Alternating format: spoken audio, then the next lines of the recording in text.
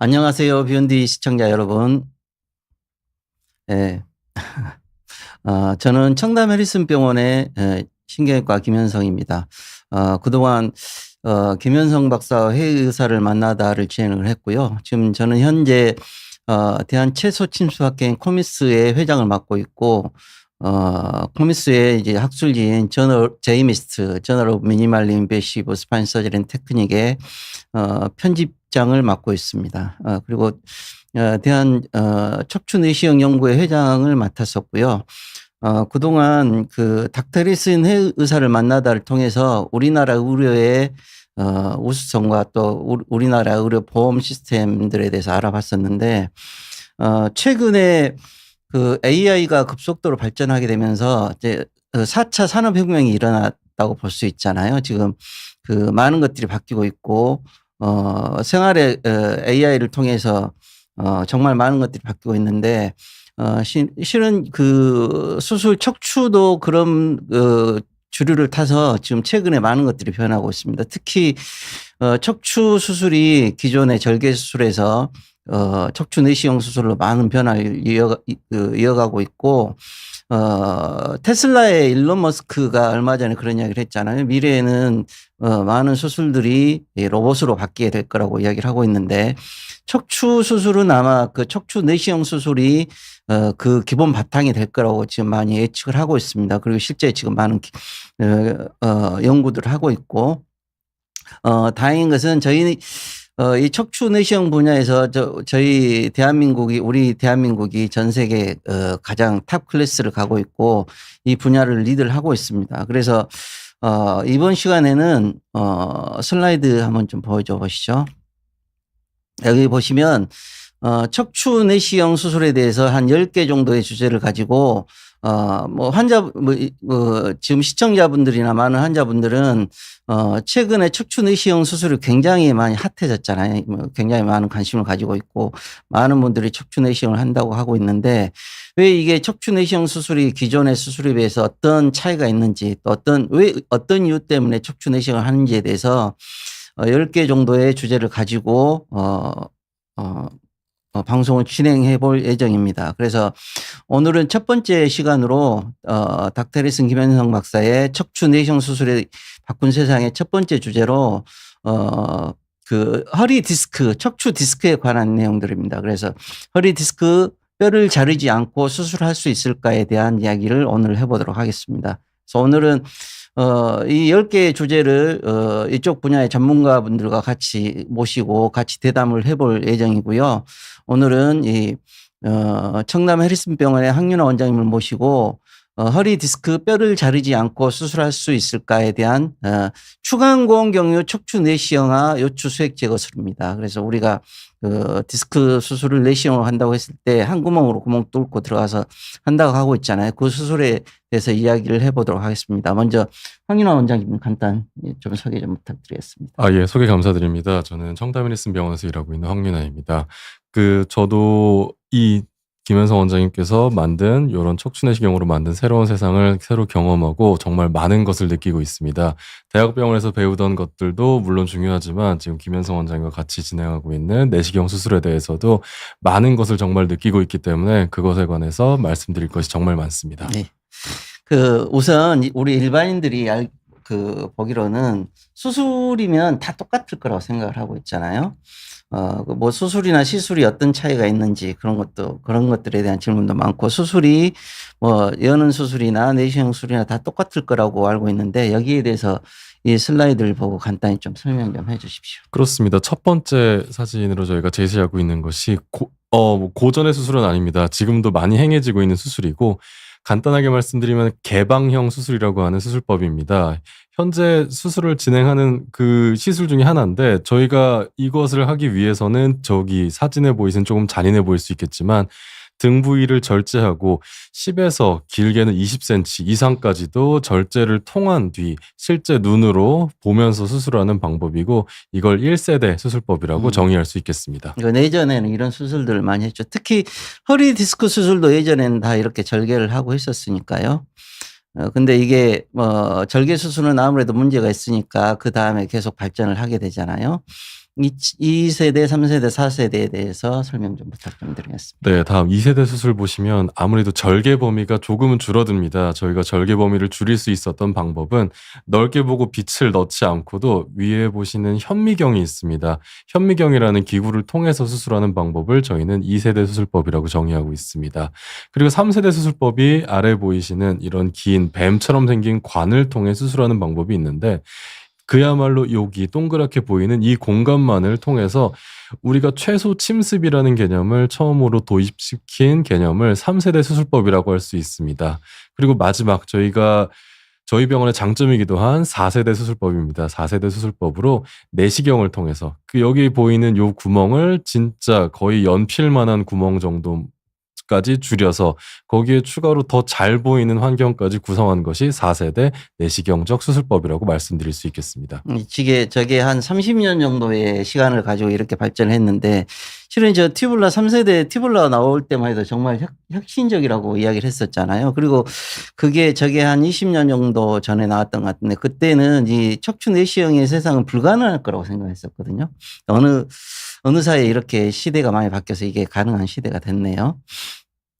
그러면 이게 기존의 절개 수술에 대해서 그리고 오늘의 그 슬라이드들은 그 객관성을 어느 정도 유지를 해야 되기 때문에 왜냐하면 우리 이야기만 우리는 내시경을 하고 있는 분이냐 우리 이야기만 할 수 없으니까 그 챗GPT하고 제미나이 젠스파크 AI 있죠 AI 그 제미나이라고 하는 챗GPT라고 하는 AI를 통해서 다 데이터를 가져온 거고 오늘 데이터들은 다 그쪽에서 준 데이터고 우리가 인위적으로 만든 데이터는 아님을 좀 알아주셨으면 좋겠습니다. 그러면 먼저 기존의 절개 수술에 대해서 간단하게 좀 설명 좀 해 주십시오. 그렇습니다. 아까 좀 멀리서 봤던 사진을 가까이서 표현해 주고 있고요. 뒤에는 이렇게 첫 번째 보이는 것은 뼈입니다. 그리고 그 바깥으로 있는 근육까지. 저희가 이 넓은 부분을 실제 병변은 여기 빨간색으로 표시된 요 정도 부분입니다. 이 정도 부분을 보기 위해서 여기 있는 큰 근육들, 피부 그리고 안쪽에 있었던 관절면들을 많이 제거하고 수술을 하고 있는 모습입니다. 그래서 첫 번째 근육을 크게 벌리는 것으로 인한 근육 손상이 있을 수 있고 뼈 일부 상당히 많은 부분을 제거했기 때문에 뼈와 이를 둘러싼 인대의 손상 그리고 수술 후 통증 등으로 회복 속도가 늦었다는 점이 있습니다. 그리고 디스크를 제거하는데 의사 입장에서는 굉장히 편하고 효과적인 수술이었지만 정상 조직의 손상이 있었기 때문에 환자분들께는 조금 불편감을 드렸던 수술법 중에 하나입니다. 그럼에도 불구하고 30년 전에는 이 수술도 환자분들이 받기 쉽지가 않았었어요. 그래서 물론 이제 과학이나 모든 것들이 의학도 과학의 한 분야고 발전하는 거기 때문에 예전에는 이런 수술이 지금이야 이게 예전에 수술했지만 그때 당시만 해도 이런 수술들을 할 수 있다는 것이 쉽지는 않았던 것들이었습니다. 그러면 근데 이제 환자분들은 지금은 이제 시대가 많이 바뀌었으니까 예전에 이런 절개 수술 말고 디스크 병변이 디스크니까 그것만 제거하고 싶은 생각들을 할 거잖아요. 여기에 대해서는 어떻게 생각하십니까? 그렇습니다. 이런 질문을 많이 하시는데 디스크 그 콩알 만한 거 제거하는데 왜 도대체 내 등을 다 열고 수술을 하시나요? 라는 질문을 많이 하시는데 결국은 등을 둘러싸고 있는 구조물들이 많기 때문에 그동안의 선택은 어쩔 수 없는 넓은 절개술이었다라고 설명을 드리곤 하였습니다. 예, 절개 수술에 대해서 알아봤었고요. 이건 그래서 지금은 많은 환자분들이 이런 질문들을 많이 하세요. 이게 예전에는 당연히 수술 받는 것이 쉽지 않았기 때문에 그리고 그 기술이 발전되지 않았기 때문에 당연히 절개 수술을 하는 것이 당연하지만 지금은 많은 기술들이 많이 발전했잖아요. 그래서 환자분들이 이런 질문들을 많이 합니다. 디스크만 제거하고 내 몸을 어떻게 하면 최대한 보존할 수 있는 방법이 어떤 것인가에 대해서 이런 이야기들 하잖아요. 이건 어떻게 보세요? 그래서 지금 저도 사실 대학병원에 있을 때는 요런 타입의 수술은 많이 보질 못했기 때문에 어쩔 수 없어요라고 설명드리는 부분이 사실은 더 많았습니다. 그래서 그래도 아프지 않으면 된 거 아닙니까? 이런 식으로 설명을 드리는 부분이 많았는데 사실 제가 새로 옮긴 우리 해리슨 병원에서 수술을 많이 경험하다 보니 어느 정도는 저희도 좋은 답을 드릴 수 있다는 생각을 하게 되었습니다. 네. 물론 절개 수술에서 신경을 확실히 더 넓혀주고 해야 되는 그런 상황들이 생길 수도 있어요. 하지만 가능하면 지금 환자분들이 질문하는 것처럼 최대한 조직을 보존하고 병변만 타겟팅하는 게 가장 좋은 치료 방법이 될 거고 그게 척추 내시경이지 않을까 생각이 됩니다. 그러면 이게 척추 내시경을 하는 이유가 이제 여러 가지 이유가 있겠지. 물론 이제 잘 회복된다는 것도 있겠지만 그 전에 먼저 봐야 될 게 이제 척추 수술은 아무래도 합병증들이 생길 수밖에 없는 거기 때문에 기존에 절개 수술했을 때 척추 내시경 이전에 합병증들과 척추 내시경 이후의 합병증들에 대해서 간단히 비교해 보도록 하겠습니다.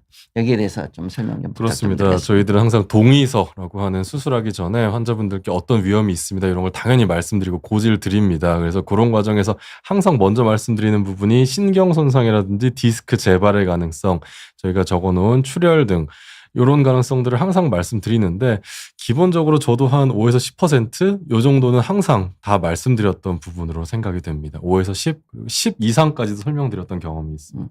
특히 이런 부분은 환자분들 상태에 따라서 또 틀릴 수도 있어요. 진짜 그 디스크가 굉장히 상태가 안 좋거나 뭐 협착증이나 다른 병변들과 같이 동반되어 있는 분들은 이런 확률들이 훨씬 더 높아져요. 손상의 확률도 훨씬 더 높아지고 거기에 대해서 이해해 주셨으면 좋겠고 그러면 척추 내시경 수술은 어떤가요? 그렇습니다. 그래서 저도 역시 척추 내시경 수술을 하면서 동의서라는 작업 똑같이 환자분들께 고지를 드리고 있는데 경험하면 경험할수록 저희가 설명드렸던 부분 중에 기존에 설명드렸던 대학병원에서 저희가 개방 수술했을 때 설명드리는 부분보다 조금 더 적게 말씀드릴 수 있는 부분들이 있습니다. 저는 특히 감염 요 측면에 대해서는 요즘은 거의 걱정하지 않을 정도로 감염에 대해서는 걱정을 접어두셔야 됩니다. 이 정도로 편히 말씀드리고 있고 특히 출혈 등에 대해서도 예전에는 수혈 가능성까지 피를 더 드려야 되는 그런 가능성도 설명드렸는데 그런 경우를 본 적이 없습니다. 그래서 출혈 같은 경우도 조금 더 적게 드리고 있고 그리고 디스크 재발 면에서도 저희가 더 좋은 시야에서 보기 때문에 재발 면에서도 조금 더 적은 확률을 가지고 있지 않나 이런 설명을 드리고 있습니다. 실은 아까도 말씀드렸지만 뭐 척추 내시경 수술이 아주 새로운 치료처럼 생각을 하셔가지고 합병증이나 이런 게 전혀 없다고 생각하시는 분들이 계세요. 근데 실은 그러진 않습니다. 환자분들 상태도 다 다르고 뭐 여러 가지 것들이 있기 때문에 합병증이 생길 수밖에 없어요. 하지만 지금 여기 보시면 아시겠지만 기존의 절개 수술에 비해서 오래 했던 그런 합병증들이 현저히 줄어든 건 사실이에요. 그러면 가급적이면 이런 최소한의 합병증을 가지고 그런 치료를 받는 게 당연히 환자분들한테는 좋겠죠. 그래서 최근에 이슈가 되고 있는 게 아직도 환자분들이 질문하시는 게 수술이에요, 시술이에요? 물어보시는 분들이 많으세요. 근데 저는 개인적으로 이미 그 시대는 이미 지났어요. 예전에야 수술과 시술 경계가 명확했으니까 뭐 수술이에요, 시술이에요? 그런 거 물어보는 시대가 됐지만 지금은 그것보다 훨씬 더 발전된 치료들이 있기 때문에 그 다음 시대라고 생각을 하고 있고 여기에 대해서 좀 설명 좀 부탁 좀 드릴게요. 그렇습니다. 저희가 기존 여기 써 있는 스펙트럼처럼 약물 치료를 하시고 신경 차단술 하시면서 보존적 영역에서의 치료를 하시면서 수술로 넘어갑니다. 이런 설명을 드리게 되는데 사실 개방형 수술일 때는 이런 말씀 주신 것처럼 경계가 명확한 측면이 있었는데 지금은 사실은 연필보다 얇은 내시경을 넣고 수술을 하다 보니까 회복도 빠르고 거의 1박 2일 한 4시간 정도만 돼도 환자분들이 간단한 활동은 다 하시기 때문에 시술인지 수술인지 저도 좀 헷갈리는 경우가 발생하기도 합니다. 실은 이것에 대해서 제가 좀 드리고 싶은 말씀이 있는데 환자분들은 시술로 당연히 낫는 게 좋겠죠. 근데 여기 보시면 시술로는 부족하고 또 수술하기에는 너무 부담스러운 경우들이 있어요. 물론 환자분들이 시술 받았음에도 불구하고 낫지 않은 경우들이 있어요. 그럼에도 불구하고 시술을 원하시는 분들이 있는데 실은 제일 좋은 치료는 병변은 확실히 해결하고 그리고 뭐 조직은 최대한 보존하고 그게 제일 좋은 치료겠죠. 그러니까 환자분들이 원하는 것처럼 무조건 시술이 좋다 그게 아니에요. 뭐 시술은 아까 뭐 아시는 것처럼 병변이 남아있는 경우가 대부분이에요. 그래서 그것 때문에 재발도 잘하고 뭐 증상이 좋아지지 않는 경우도 많고 또 절개 수술처럼 그렇게 조직 손상이 많으면 거기에 대한 부담도 있겠죠. 그걸 다 통합할 수 있는 게 척추 내시경 수술이라고 할 수 있는 거 있다고 볼 수 있겠죠. 그래서 저는 개인적으로 그 시술 또 수술 그 다음이 척추 내시경이라고 그렇게 설명을 하고 있습니다. 실은 환자분들이 원하는 시술을 받고 싶다.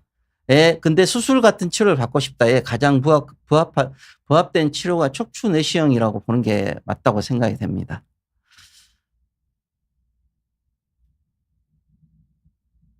그러면 오늘의 주제인 그 TLD, 추간공 경우 접근법에 대해서 알아보도록 하겠습니다. 여기에 대해서 간단히 좀 설명 좀 부탁 좀 드립니다. 네, 제가 이 병원장님과 수술 진행하면서 가장 놀랐던 수술 중에 하나이기도 합니다. 일반적인 수술, 여기에 보이시는 이 하얀 부분이 디스크 병변입니다. 이 병변으로 접근하기 위해서는 저의 개념, 일반적인 개념으로는 뒤에 보이는 까만색 두꺼운 근육을 다 젖혀 놓고 여기 뒤에 보이는 후방 구조물들, 뼈로 대부분 이루어져 있습니다. 이 구조물들을 절개를 크게 한 뒤에 병변을 보러 들어갈 기구들이 왔다 갔다 할 길을 만들어줘야죠 라고 설명을 드렸던 수술입니다. 그러나 이런 수술과는 달리 내시경 정말 얇은 기구만을 넣어서 옆에는 추간공이라고 하는 작은 구멍이 있습니다. 그 작은 구멍을 통해 그야말로 뼈절제가 거의 없이 들어가는 방법으로 이래서 내시경이 들어와서 그 구멍을 통해 요 병변만 제거할 수 있는 수술법이라고 할 수 있겠습니다. 네, 참 좋은 수술이네요. 네, 물론 이건 이제 기술적인 그 러닝 커브가 있기 때문에 뭐 아무래도 이제 뭐 충분한 수련을 통해야 되겠지만 이게 익숙해진다고 하면 환자분들한테는 정말 좋은 치료라고 볼 수 있을 것 같습니다. 그러면 척추 내시경 그 TLD에 대해서 추간공 경유 수액 디스크 제거술에 대해서 영상으로 한번 좀 설명 좀 부탁 좀 드리겠습니다. 네, 저희 병원에서 제작한 환자분들께 설명드리는 영상 중에 하나입니다. 환자분 측면에서 저희는 수술을 합니다. 그래서 후방에는 아까 말씀드린 그런 뼈들이 많기 때문에 옆에 측면 그리고 가운데 보이는 추간공을 통한 그 길을 만들어 드리는 과정입니다. 이런 얇은 관을 넣고요. 안쪽에 내시경이 삽입이 되면 바로 이렇게 편안한 환경에서 병변을 직관적으로 볼 수 있습니다. 여기 빨갛게 표현된 부분을 제거하기 위해서 안쪽에 구멍을 살짝 만들어서 들어갑니다. 그러면 요 구멍만으로 병변 보이는 걸 뜯어내는 장면인데요. 이 병변이 제거되면 신경 안쪽에 넓게 확보된 공간을 눈으로 정말 확인을 합니다. 그래서 이걸 통해서 신경면들이 이렇게 다 펼쳐져서 환자분 통증이 많이 좋아질 수 있는 수술법 중에 하나입니다. 그리고 마지막으로 하나 더 말씀드리고 싶은 건 수술 상처를 꼬매거나 하지 않고 정말 0.8cm의 상처거든요. 그래서 이거를 의료용 본드로 마지막 봉합까지 해드리는 모습입니다. 참 꼬매지 않는다는 게 정말 신기하죠. 큰 장점입니다.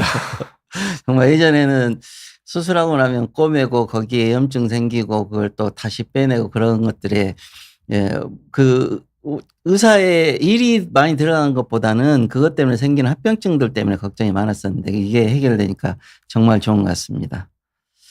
다음 슬라이드 또 보도록 하겠습니다. 실은 이게 추간공 경유 디스크 수액 제거술은 쉬운 게 아니었었어요 예전에. 근데 여기에 이건 이제 제가 쓴 논문인데 이제 원장님도 설명드렸지만 먼저 설명을 간단히 좀 해주실래요? 그렇습니다. 이거 중요한 논문들입니다. 그래서 저희가 발견하지 못했던 길들을 저희가 처음 발견했을 때 이런 논문을 저희가 작성을 합니다. 그래서 논문을 작성하고 이게 다른 의사들한테도 적용할 수 있도록 설명을 해드리는 게 논문입니다. 그래서 저희가 발견한 길 중에 하나는 아까 말씀드린 그 구멍입니다. 그 구멍을 통해서 안쪽에 있는 디스크를 그러니까 직접 보게 되는데 가장 효율적인 통로를 발견했다라는 논문이 하나 있고요.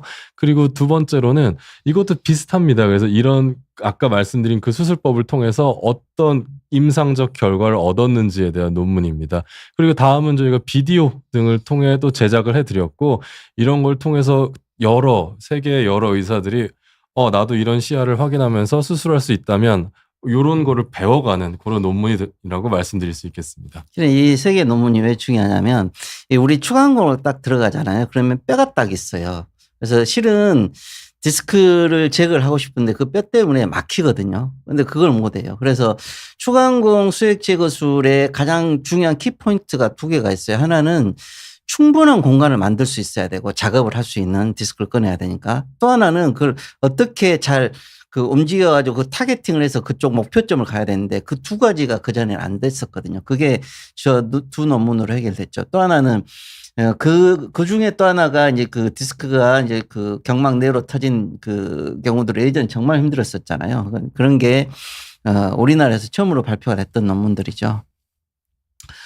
그러면 이게 TLD라고 하는 추간공 경유 수액 제거술이 어떻게 세상을 바꿨는지에 대해서 간단히 좀 설명 좀 해 주십시오. 그렇습니다. 이게 세상을 바꿨다라는 표현이 딱 적당하다고 생각하는데 그동안 저의 세상은 수술을 하려면 뼈도 잘라야 되고 근육도 다 절개해야 되고 뭐 어쩔 수 없습니다라고 설명드렸던 세상이 저의 세상이었습니다. 그러나 이제 이 새로운 세상을 경험한 뒤로 정말 세상이 바뀌었다라는 말이 맞다라고 보는 건 척추의 안정성입니다. 그동안 근육 뒤에 있던 뼈들로 단단하게 잡혀 있었던 걸 좀 망가뜨리는 부분이 없지 않아 있었습니다. 그래서 척추 안정성을 거의 완벽하게 보존할 수 있다라고 말씀드릴 수 있고 아까 그 까만색으로 표현된 근육 손상이 거의 없습니다. 이렇기 때문에 환자분들의 입원일을 저희는 2박 3일 정도까지도 설명드리고 있고 그래서 1박 2일 뭐 수술 전에 수술한 준비 등 과정 다 포함하면 당일 또는 1박 2일이라고 저희가 작성할 수 있겠고요. 그렇기 때문에 바쁜 직장인분들 그리고 고령 환자분들은 빨리 일어나서 복귀를 해야 되거든요. 그래서 그런 측면에서 세상을 바꾼 수술이라는 점이 정말 딱 맞는 표현이라고 생각합니다. 실은 1박 2일이나 당일 퇴원도 가능해요. 근데 제일 문제점이 뭐냐면 환자분들이 너무 빨리 좋아지니까 본인이 수술 받은지를 몰라요. 빨리 퇴원시키면 활동량이 너무 많아져 가지고 재발이 많아져요. 그래서 입원을 좀 시키는 거거든요. 그러면 기존의 절개 수술하고 내시경 수술하고 이런 그 차이점들을 좀 설명 좀 해 주실래요? 그렇습니다. 먼저 좀 객관적으로 절개 크기 10cm 정도는 사실 기본으로 생각을 하게 되는데 그걸 1cm 및 저희는 0.8cm까지도 말씀을 드리고 있습니다. 그리고 가장 중요한 장점 중에 하나가 부분 마취가 가능하다는 점입니다. 전신 마취 이후에 발생할 수 있는 그런 합병증을 거의 없게 좀 만들어 놓았고 입원 기간의 단축, 그로 인한 일상 복귀 시간이 이렇게 확연한 차이를 보이고 있습니다. 그리고 저희 환자분들께는 큰 장점이 될 수 있습니다. 등 부위에 큰 상처가 남게 되는데 그 부분을 거의 손톱보다 작은 상처가 남는 것은 환자분께는 굉장한 장점이고 역시 감염 위험이 거의 없다라는 점도 마지막 장점이 될 수 있겠습니다. 되게 추간공 TLD를 하신 분들이 추간공 경유 수액 제거술이라고 하는 옆구리 수술이라고 그러죠. 그거 하신 분들 나중에 재발되거나 다른 데 병변 생겨 가지고 오잖아요. 그러면 수술하는지 잘 몰라요. 딴 데 가면. 그래서 나도 잘 모를 때가 있거든요. 그래서 그거 잘 유심히 보고 그러는데 확연히 좀 차이는 있는 것 같습니다. 근데 실제로 척추 내시경 수술이 벌써 30년이 돼 가고 있는데 이게 그동안 많이 퍼지지 않았었잖아요. 왜냐하면 일반인들은 여기에 대해서 굉장히 의구심이 많아요. 왜 그 좋은 치료가 그동안엔 발전되지 않았냐 이런 것들에 대해 의구심이 많은데 거기에 대해서 간단히 좀 설명 좀 해 주세요. 그렇습니다. 30년이라고 말씀하셔서 사실은 제가 어린 시절이 30년 전인데 그때부터 하셨던 수술이긴 하지만 사실은 저도 숙련되고 이걸 접근 자체가 조금 어려웠습니다. 그래서 대학병원이라든지 의사들도 일반적으로 접근할 수 있는 기관에서는 잘 하지 않는 수술이기도 하고 그래서 숙련되기까지 시간이 오래 걸립니다. 그래서 기존 방식에 익숙하셨던 분들이라면 자주 시도를 안 하는 그런 경우가 생길 수 있다고 보고요. 그리고 장비와 시스템은 저희의 기술을 점점 더 같이 수술 실력과 더불어 장비 시스템이 같이 올라오면서 이게 좀 맞아가면서 세상을 바꿀 수 있지 않았나 이런 생각을 하게 됩니다. 네, 감사합니다. 앞으로는 척추 내시경을 이제 그 교육 기관도 굉장히 많아졌고 그러기 때문에 이게 훨씬 더 빨라질 거라고 생각을 합니다. 질문 하나만 받고 넘어갈게요. 카르페디엠 님께서 어머니가 연세가 있으셔서 전신 마취를 무서워하시는데 내시경은 하반신 마취나 수면으로도 가능한가요? 깨있으면 무서울 것 같아서요. 라고 말씀드렸는데 실은 이제 이쪽 부분은 그 청남 해리슨 병원이 오랫동안 이제 많은 연구를 통해서 이미 해결됐습니다. 물론 경추 부위나 다발성 유압술 엄청 여러 부위를 해야 되는 분들이 있거든요. 그런 부분들은 불가피하게 전신 마취를 하는데 거의 대부분의 허리 수술 한 95% 이상 되는 것 같은데 그분들은 다 척추 경막의 마취라고 하죠. 전신 마취가 아니에요.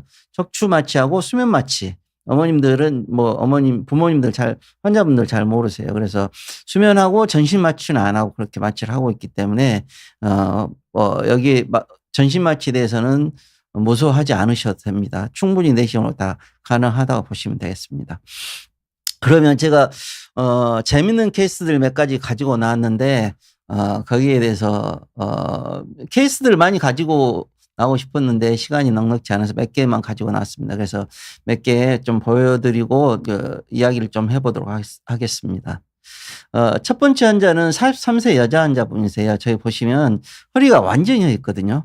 저게 왜 휘어 있냐면 실제 보면 여기 보시면 3번, 4번이라고 하는 여기에 디스크가 생겨가지고 콩알만한 이 디스크가 생겼는데 이거 하나 때문에 저렇게 허리가 휘어진 거예요. 근데 환자분들이 실제 이런 허리가 휘어 있는 분들이 본인들이 여기저기 병원 다니면서 주사 치료도 맞고 뭣도 하고 하면서 수술하게 되면은 저게 허리가 안 펴진다든지 아니면 더 심해질 거라든지 그런데 걱정이 많으시잖아요.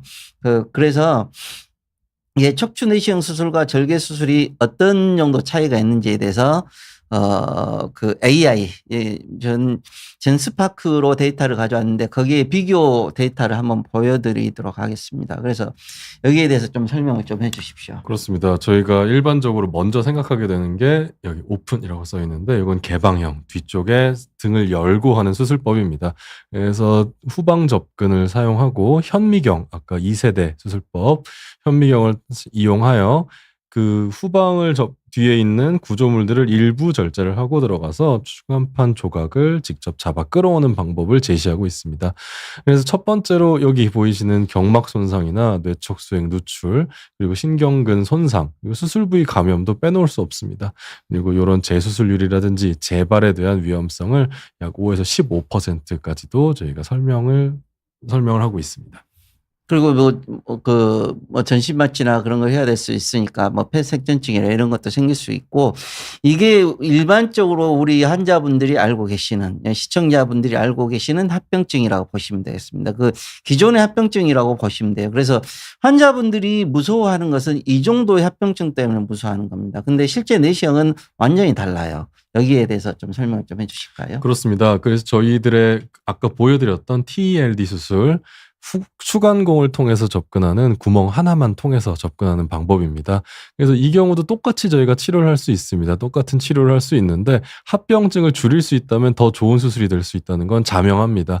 그래서 저희가 설명에서 보여지듯이 결국은 전체적인 합병증 가능성을 많이 줄일 수 있고 여기 오픈 대비라고 써놓으셨는데 여기 전에 보여드렸던 고식적 수술법에 비해서 경막 손상이라든지 뇌척수액 누출 등 위험한 합병증 가능성을 많이 줄였고 80%면 엄청나게 많이 그렇습니다. 그리고 수술 부위 감염도 역시 매우 낮음 거의 없다고 보시면 될 정도고요. 그리고 일시적인 신경 자극 정도를 줬습니다. 그래서 연구 손상에 대해서는 거의 걱정하지 않으셔도 큰 문제 없이 더 효율적인 방법으로 수술을 해드릴 수 있는 방법이라고 생각을 합니다. 저기 마지막에 보면 재발성 추간판 재발되는 거나 재수술률이 기존에 비해서 50%에서 30% 줄인다는 것만 해도 저것도 정말 대단한 거거든요. 그러니까 2명 중에 1명은 재발이 안 되게 할 수 있다는 거거든요. 이것도 환자분들한테 정말 큰 장점이라고 볼 수 있겠죠.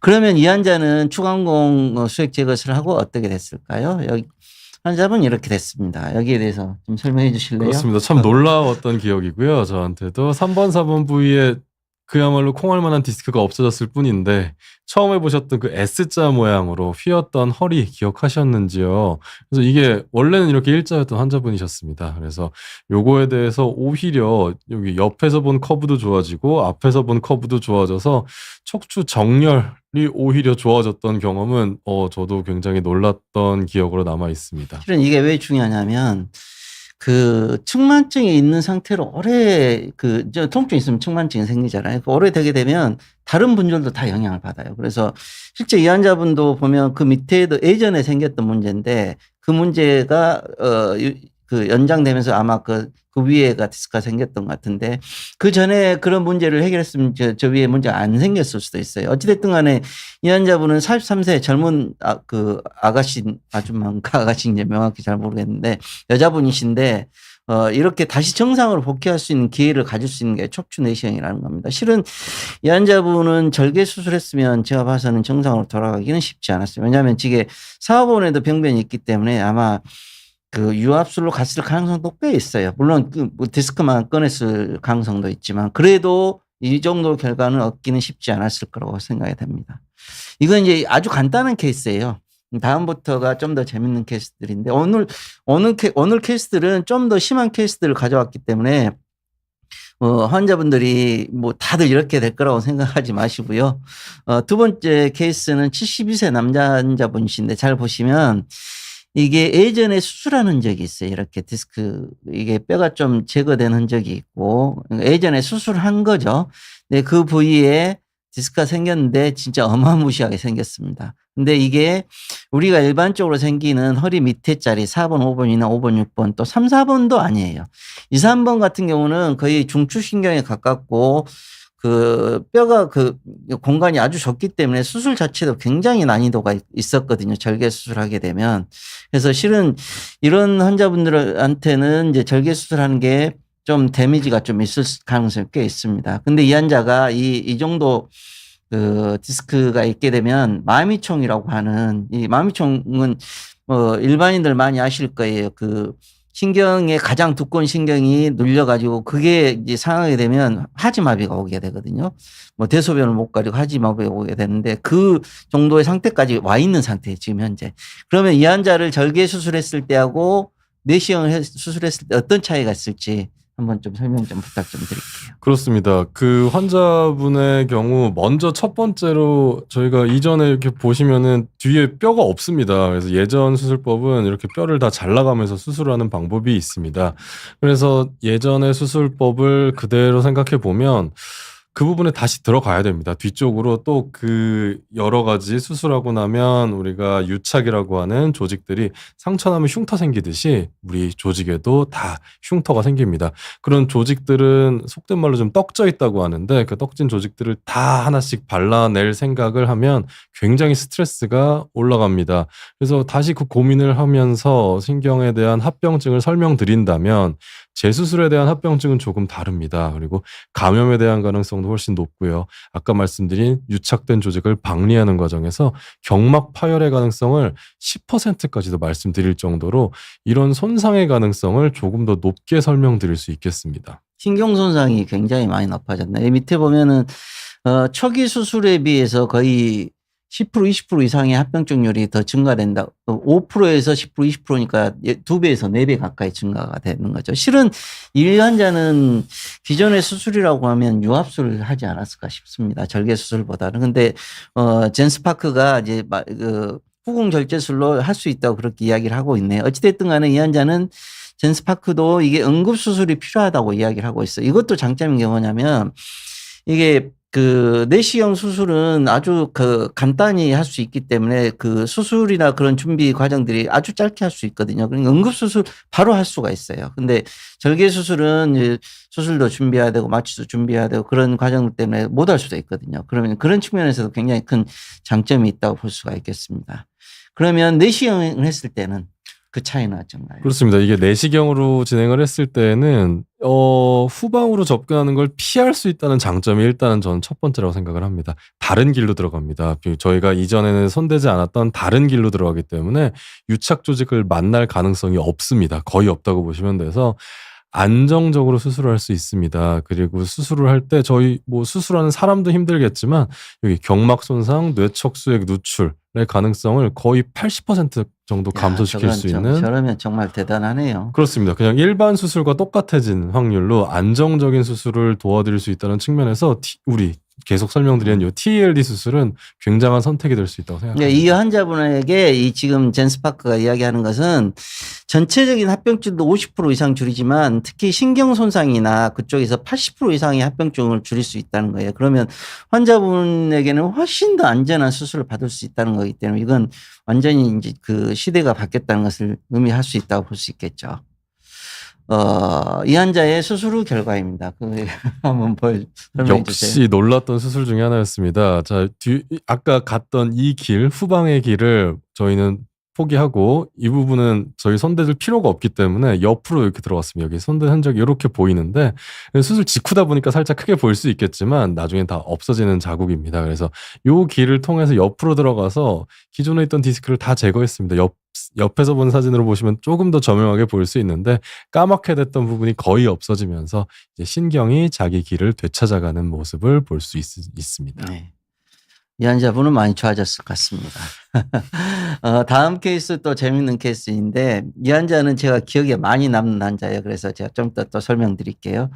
이 환자분은 22살 남자 환자분인데 잘 보면 이게 신경이 디스크 엄청 나와 있잖아요. 이것도 실은 디스크예요. 그래서 여기 이게 신경 공간인데 실은 신경이 요만큼밖에 안 남아 있어요. 이게 그러면 한 90% 이상의 신경을 먹은 거기 때문에 이건 실제로 그리고 환자분이 왔을 때 엉덩이 감각이 이미 많이 떨어져 있고 엉덩이의 감각이 떨어져 있다는 의미는 뭐냐면 마미총이 온다는 뜻이에요. 그러면 그 다음을 넘어가면 바로 대소변을 못 봐요. 그럼 끝이에요.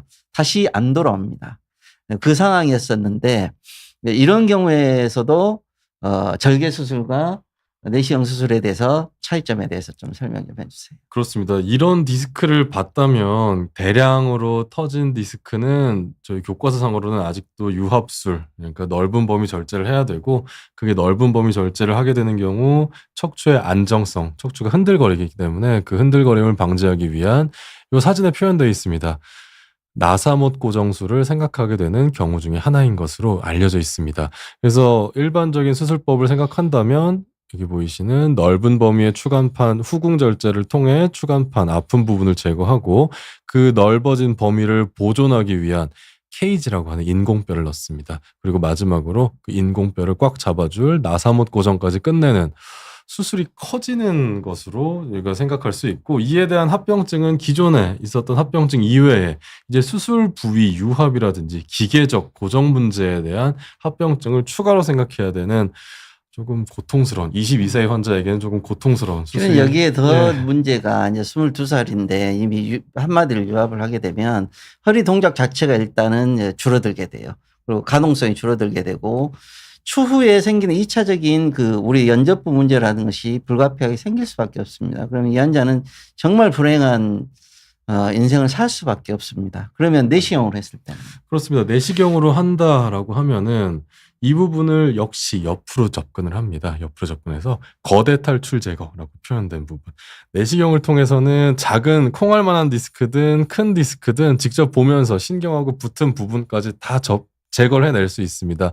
그래서 비교적 아까 말씀드린 여기 하얀색 조그만 부분에 신경이 남아 있었는데 그 부분을 보면서 절제를 합니다. 무턱대고 저희가 절제하는 게 아니고 신경을 하나하나 방리해 가면서 이렇게 큰 디스크도 깨끗하게 절제를 할 수 있습니다.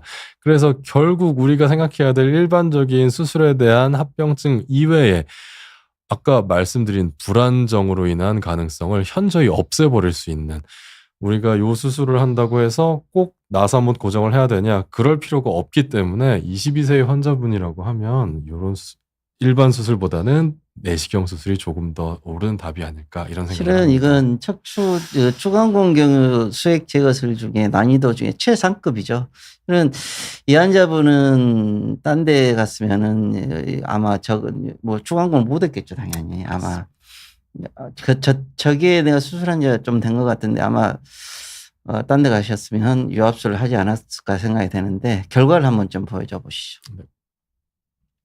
예, 아까 그 환자 사진입니다. 똑같은 그 환자 사진이고 아까 말씀드렸듯이 이게 수술했는지 마는지 모른다라고 말씀하셨는데 솔직히 보면 뒤쪽에 절개선이나 우리가 수술했던 흔적들이 MRI에서 남게 되는데 이런 식으로 거의 안 남습니다. 여기 살짝 남은 것 같습니다. 그래서 이런 식으로 수술 흔적조차 보이지 않게 작은 구멍으로 들어가서 신경을 다 막고 있었던 디스크를 다 걷어낸 모습을 MRI에서 확인하실 수 있겠습니다. 실은 내가 왜 이 환자가 기억에 남냐면 이 환자가 22살 먹었는데 통증이 갑자기 심해져 가지고 왔는데 이제 마미총이 돼 가지고 왔어요. 이제 엉덩이 감각이 떨어져 가지고 왔어요. 환자분 혼자 왔는데 이제 수술해야 된다고 하니까 뭐 일단 내가 대학병원에 있는 게 아니잖아요. 그러니까 집안에서 난리가 난 거죠. 또 수술 마미총에 대해서도 설명을 했으니까 난리가 난 거예요. 그래서 가족들이 다 딴 데 가자고 그렇게 이야기를 했는데 그 아들이 그 빡빡 우기서 나한테 받았어요. 네. 아까도 이야기했지만 지금이야 물론 이제 척추 내시경하는 이제 그 숙련도 있으신 분들이 의사 선생님들이 많이 늘어서 해결할 수 있을 거라고 생각이 되는데 저때 당시엔 딴 데 갔으면 내가 봐서는 100% 유압수를 했었어요. 그러면 그 환자가 그걸 받는 거하고 이걸 받는 것은 완전히 삶이 바뀌거든요. 유압수를 안 했더라고 하더라도 이 환자가 그 감압술하고 디스크 제거를 했다고 하더라도 아마 합병증이 남았을 거예요. 그러면 완전히 삶이 바뀌는 거거든요. 그래서 저 친구는 나는 개인적으로 굉장히 운이 좋다고 생각을 해요. 환자 본인이.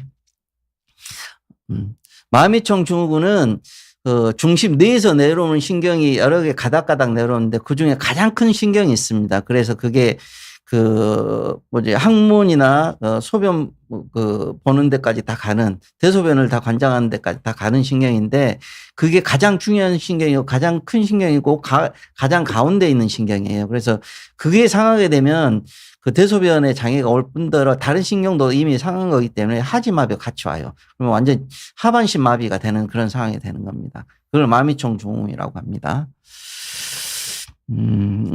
다음 케이스도 보겠습니다. 이 케이스도 재밌는 케이스인데 이 케이스는 15살이에요. 근데 아까 팔스가 리증 조금 어려운 단어인데 설명을 좀 해주세요. 예, 그렇습니다. 이 경우는 간단하게 말씀드리면 척추뼈 끝에 붙어 있는 뼈들이 뒤쪽으로 하필 튀어나오면서 이 친구들 뼈 조각들이 신경을 잔뜩 누르고 있는 것이 보입니다. 그래서 이 신경을 누르면서 마비 등을 발생을 시킬 수 있는데 날카로운 조각 위에 풍선 같은 아주 얇은 조직의 신경이 이렇게 얹어져 있는 상태다라고 보시면 되겠습니다. 이 환자가 지금 그때 중학생이었던 것 같은데 거의 고등학교를 가야 되는데 공부를 못하는 거예요. 앉아있지를 못하니까. 그걸 이미 그 다른 병원에서 오랫동안 치료를 받았고 몇 년 동안 통증 알았는데 이 포스리아 포피지얼 링 프랙처가 저 간단히 디스크처럼 보이는데 그게 아니에요. 엄청 수술이 어렵거든요.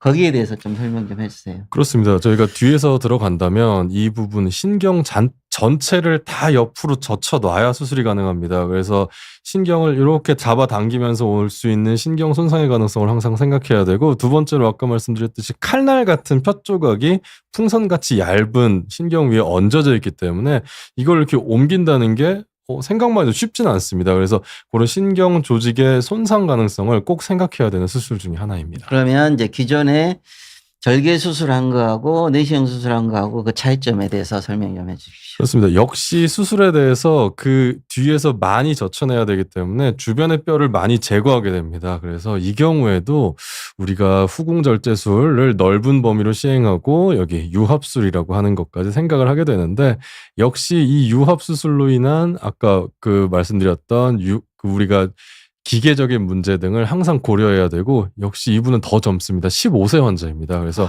15살 환자가 유합술을 하면은 요거는 굉장한 선택이고 환자분께도 큰 선택이고 의사한테도 큰 선택이라고 생각이 됩니다. 그럼 내시경은 어쩐가요? 이런 가능성을 확실히 줄일 수 있고, 저희가 옆으로 역시 들어갑니다. 그래서 후방에서 접근했을 때 이 신경을 옆으로 젖혀놓을 그런 필요성을 일단 없앨 수 있습니다. 옆으로 들어가기 때문에 앞에 있는 병변을 보기는 훨씬 쉽습니다. 그래서 이것을 통해서 결국 똑같습니다. 저희는 아까 말씀드린 그 기계적 문제를 생각하지 않을 수 있고, 신경근 손상의 가능성도 0.5에서 1% 정도로 낮은 가능성을 안정적인 수술을 효율적으로 도와드릴 수 있었습니다. 합병증이 훨씬 줄겠죠. 맞습니다. 이건 난이도가 아까 했던 것보다 훨씬 더 최상급이죠. 실은 이건 내시경으로 할 수 있는 게 거의 추간공을 할 수 있는 게 거의 불가능하거든요. 그래서 제가 이미 그 논문도 이미 제출했는데 이게 앞으로 기술이 몇 가지 기술기들이 있어요. 그 발전 그게 교육이 되면 충분히 앞으로 이게 내시경으로 가능해질 거라고 생각이 되고, 거기에 대해 설명 좀 해주실래요? 그렇습니다. 이제 아직은 많은 의사들이 도전조차 하기 힘든 영역인데, 역시 그 논문이라고 하는 것은 여러 나라의 의사분들께 이렇게 하면 됩니다라는 걸 제안을 하고 있기 때문에 저도 역시 계속 도전하고 있고, 다른 분들도 역시 이 영역에 다다를 것이라고 생각하고 황 원장님 있습니다. 계실 때 했던 수술인 것 같은데. 그렇습니다. 다들 그때 걱정이 많았죠. 이게 저게 될까. 네, 그렇습니다. 내가 너무 태평했던 거예요 그때. 그러면 이 환자의 수술 후의 사진은 설명 좀 해주실래요? 네, 역시 여기 보시면 됩니다. 그 뼈 조각들을 안전하게 제거한 모습 보이고 있고요. 이 뼈 조각이 제거되면서 신경이 다시 보이기 시작했습니다. 눌리고 있었던 신경 모두 다 제거를 했고 옆에서 보나 잘라서 보나 깨끗하게 제거된 모습 확인하실 수 있습니다. 이 친구가 나중에 좋은 대학 가고 좋은 직장 가면 맛있는 거 사들고 다시 오라 그랬어요. 본인이 나중에 그걸 알게 될 거예요. 네, 이게 마지막 케이스인 것 같은데, 이분은 70세 남자 환자입니다. 보면, 실은 1번, 2번이라고 써놓은 게 허리에서 굉장히 상위 부위인데, 이 환자분도 실은 예전에 수술을 했어요, 여기 보면. 근데, 상위 부위 디스크는 수술이 일단은 굉장히 어렵습니다. 근데 그게 문제가 아니고, 나중에 보면 알겠지만 이게 신경막 안으로 파고 들어갔어요. 터져 들어갔어요. 그건 정말 수술이 어렵거든요. 그러니까 어떤 의미냐면 디스크하고 신경막은 따로 경계가 있어요. 그래서 신경막을 따로 싸고 있는데 그 디스크가 푹 터져가지고 이 안으로 파고 들어간 거예요. 그러면 얼마나 아프겠어요. 신경을 직접 다 누르고 있고 신경 구멍 다 나버렸는데 그렇게 오신 분이세요. 되게 저렇게 경막 내 디스크 파열이라고 그러는데 그러면 환자분들 거의 걷지도 못하고 잠도 못 자요. 실제 이분도 그렇게 오셨고. 좀 설명 좀 해주실래요? 그렇습니다. 이게 다음 사진에 보시면은 여기 신경을 저희가 절제한 모습을 볼 수 있는데 요 신경을 절제하고 들어가야 보이는 게 그 디스크입니다. 여기 보이는 요 까만색 부분이 디스크인데요. 이 부분은 이게 신경막을 절제하고 안으로 들어가야 되는 희귀한 응급질환 중에 하나입니다. 자주 볼 수 있는 케이스는 아니고요. 그래서 저희 병원에 오셨을 때 굉장히 저도 놀랐던 기억이 있습니다. 그래서 이걸 일반적인 수술법으로 진행을 한다면 이렇게 넓은 부분에 신경막 절제를 하게 됩니다. 그래서 이 경우에 발생할 수 있는 경막 손상의 가능성을 저희는 항상 많은 설명을 드리고 있습니다. 이 환자분은 절개 수술을 하게 되면 100% 유압수를 해야 돼요. 유압수를 하고도 여기 잘 보시면 신경 손상, 경막 손상 이거 있죠. 합병증률이 굉장히 이게 장난이 아니에요. 3에서 7%, 3에서 9%면 여기 심각한 합병증이 발생할 확률이 11에서 77% 이건 장난이 아니에요. 근데 실은 예전에는 경막 내로 그 디스크가 터지게 되면 어쩔 수 없었어요. 뒤로 다 열고 뒤로 열어야 돼요. 이미 유착이 돼 있는데 예전에 수술했는데 그리고 거기 신경을 다 열고 다시 디스크 꺼내고 앞에도 맞고 뒤에도 맞고 그러면 신경이 안 상하겠어요. 아무리 수술 잘하신 분도 신경이 일부가 상할 수밖에 없습니다. 근데다가 이게 그 신경막을 찢어놓는 데 생기는 그런 합병증들 그런 문제들이 생길 수밖에 없습니다. 그래서 이제 여기 보면 일반적으로 생기지 않는 뇌졸중 심혈관계 문제까지 이렇게 그 젠스파크가 그렇게 이야기를 하고 있어요. 이것은 이게 내시경으로 해결된다고 하면 진짜 그 세대가 완전히 바뀌게 되는 거죠. 그리고 실제 우리 병원에 꽤 많았죠. 네. 우리 병원은 이쪽 진짜 어려운 환자분들이 많이 오기 때문에 이런 환자분들이 꽤 많습니다. 내시경을 했을 때는요. 그렇습니다. 요거는 이미 이전에 하셨던 수술입니다. 그래서 이전에 하셨던 수술도 정확히 진행이 잘 됐고요. 그래서 저희는 내시경으로 수술을 진행을 했습니다. 내시경으로도 옆으로 들어가서 신경막 내 접근도 가능하고 디스크 접에 있는 것도 저희가 제거하는 모습 확인해 드릴 수 있습니다. 그래서 이 내시경 수술을 통한 장점은 역시 최소 침습이기 때문에 흉터는 똑같습니다. 흉터도 똑같고 그리고 경막 손상 등 위험한 합병증을 많이 줄일 수 있는 수술법이라고 설명드릴 수 있겠습니다. 실은 이게 내가 이 논문을 2010 몇 년에 썼던가요?